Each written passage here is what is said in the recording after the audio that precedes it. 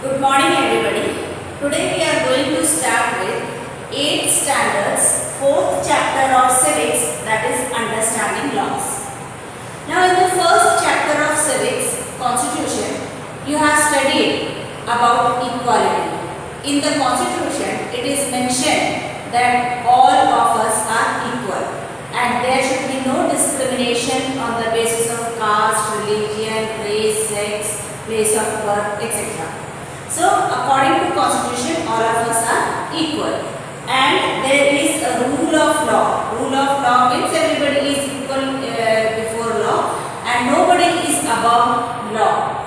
Even a rich person, a wealthy person, even the Prime Minister, President, any government official, officer cannot be above the law. The law is same for everybody.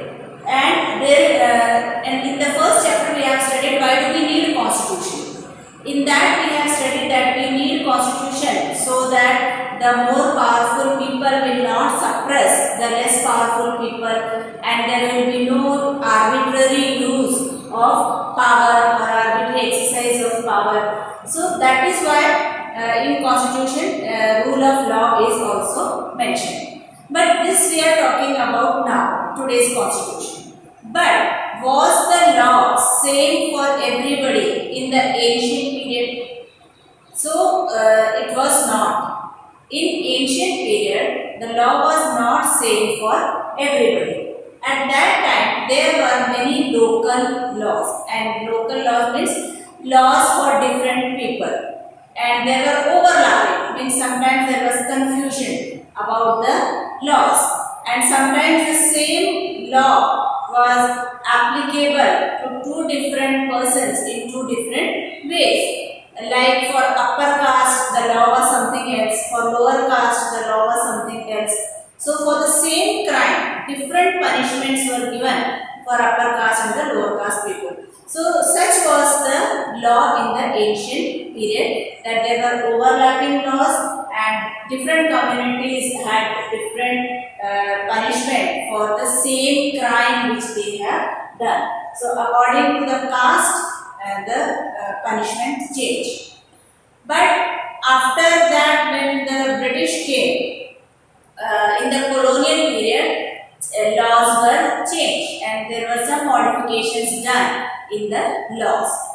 Now it is said that the rule of law was introduced in India by the British. That means nobody is above the law and everybody is equal in front of law. That is introduced by the British. But some historians disagree. They say that it was not the British who introduced this, and they quote two reasons for it. The first reason they quote is the British themselves did not follow the rule of law. That means their law were arbitrary.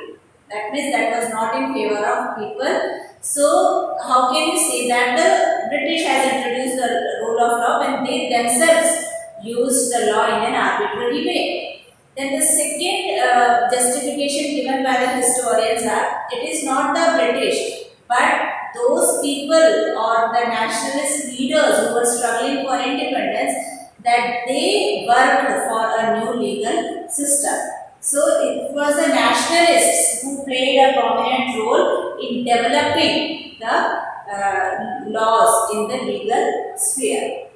Now when we talk that the British laws were arbitrary, so we will prove this through two examples. That means their laws were not in favor of the common people. So for that, one example is in the year 1870, when the British were ruling, they passed an act which was called as Sedition Act. In this Sedition Act, they have mentioned that any person can be arrested and can be kept in the jail without due trial. Due trial means they will not be presented in front of the magistrate or court, and they, without presenting them in front of the magistrate, they can be kept in the jail. So this is actually arbitrary, because actually any person who is arrested should be given a chance to tell his point of view, and for that he has to be presented in front of the court or in front of the magistrate. he should be able to defend himself, and then only if found guilty he should be kept in jail. But all these procedures were not followed, and according to Sedition Act, anybody can be put into jail without due trial. So that is one example of arbitrary law of the British. Then in 1919, again an act was passed which was called as Rowlatt Act. And in this act also it was written that any person can be arrested without due trial and will be kept in jail for 2 years without any due trial. So again this was the continuation of the law which was made in 1870. So in this 1919 Rowlatt Act also was an arbitrary law in which people were denied their right to defend themselves, and this law was totally opposed by Mahatma Gandhi, and against this Mahatma Gandhi started Rowlatt Satyagraha also, and this law was opposed by many section of people. We are talking about Rowlatt Act of 1919, and that time the nationalist struggle was at its peak. So there were two leaders in Punjab. Name was Dr. Saifuddin Kichlu and Dr. Satyapal. Dr. Satyapal and Saifuddin Kichlu. These were the two leaders in Punjab area, and both of them also resisted this Rowlatt Act.